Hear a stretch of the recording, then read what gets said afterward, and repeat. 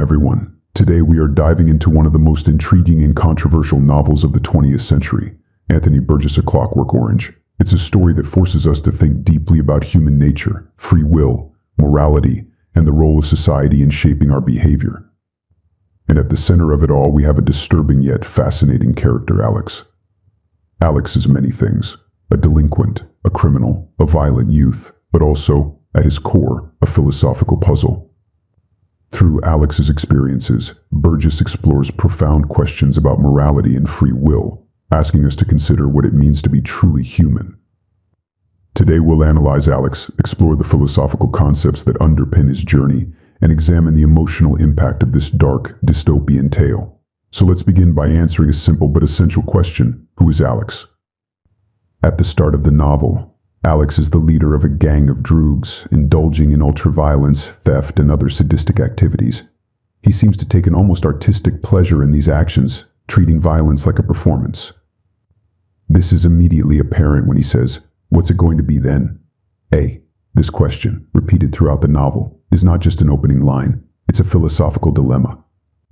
It suggests a world of choices, of possible actions, but in Alex's case, these choices are often tied to acts of violence and cruelty. So the key point is Alex chooses violence. He revels in his freedom to act, to control his destiny, even if that destiny involves harming others. He thrives on this sense of autonomy. The philosophical question at play here is free will. What does it mean to have the freedom to choose?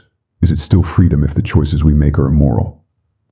Burgess himself, in later interviews, said that this is the central concern of the novel, whether or not free will is worth having, even if it leads to evil. Now, let's talk a little about determinism vs. free will. For centuries, philosophers have debated whether we are truly free to make choices or whether our actions are predetermined by our biology, society, or upbringing. In Alex's world, we see a young man seemingly unbound by the rules of morality or societal norms. He represents radical freedom, the kind that philosopher Jean-Paul Sartre spoke about in Existentialism. Sartre argued that human beings are condemned to be free. We are constantly faced with choices and bear the burden of the consequences. However, Alex's choices don't fit into the traditional mold of Sartrean freedom, where individuals choose with responsibility in mind. Instead, he exhibits what we might call nihilistic freedom, a freedom devoid of any moral compass. In this way, Alex mirrors the ideas of Friedrich Nietzsche, who believed that traditional morality was a construct of the weak to control the strong. Alex, with his love of violence and dominance, could be seen as Nietzsche's Übermensch, a figure who creates his own values, unconcerned with the moral codes of society. But here's where it gets complicated. Alex is not simply a villain. He's an embodiment of youthful rebellion, and in a way he reflects something deep within human nature, our drive for power, control, and sometimes chaos. He's charismatic, clever, and surprisingly articulate, even poetic in his love of classical music. This complexity makes him a perfect character for philosophical exploration. Now, let's talk about the most pivotal moment in the book, the moment when Alex undergoes the Ludovico Technique. For those of you who are unfamiliar, the Ludovico Technique is a form of brainwashing or conditioning. Alex, who has been imprisoned for his crimes, is subjected to a controversial new treatment meant to cure him of his violent tendencies.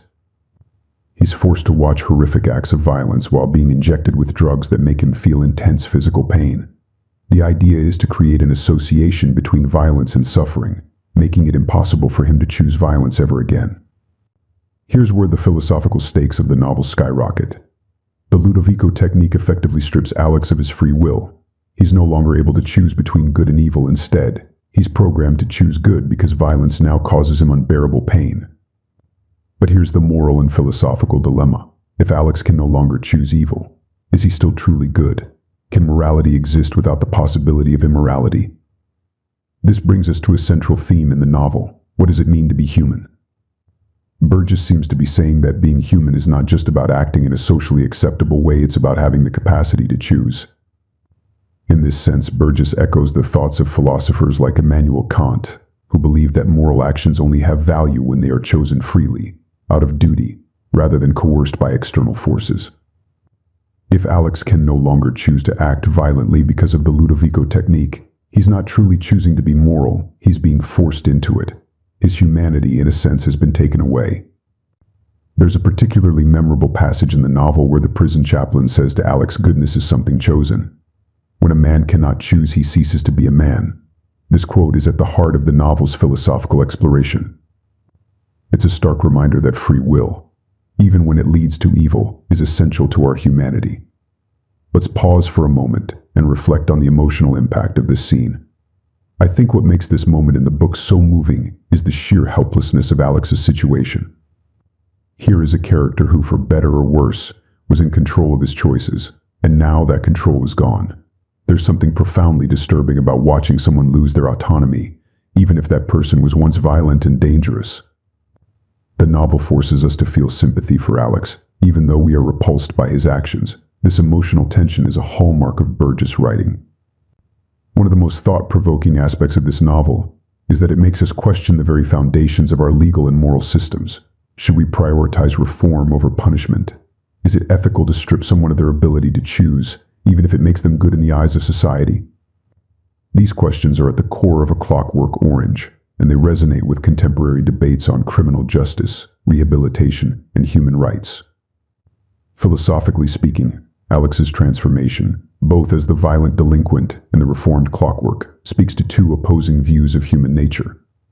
On one hand, we have the Hobbesian view: humans are naturally selfish and violent, and society must impose order to prevent chaos.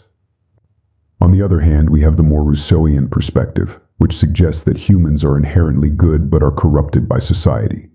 Alex, in his journey from violent criminal to helpless victim, embodies both of these perspectives. He starts as a force of chaos, but by the end of the novel we see him reduced to a mechanical being, robbed of the very thing that made him human, his capacity to choose. Now, here's a final question to consider. What does Alex's story say about redemption?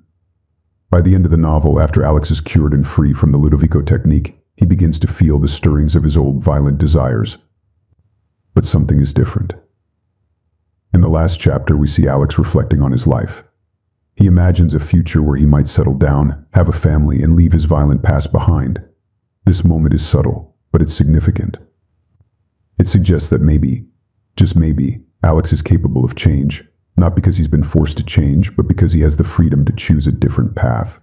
This final moment raises an important philosophical question: can people truly change? And if so, what leads to that change? External forces or an internal evolution of the self? Is Alex's desire to grow up and start a family a sign of genuine maturity, or just another manipulation by the societal forces around him? Ultimately, A Clockwork Orange leaves us with more questions than answers, and that's what makes it such a profound piece of literature.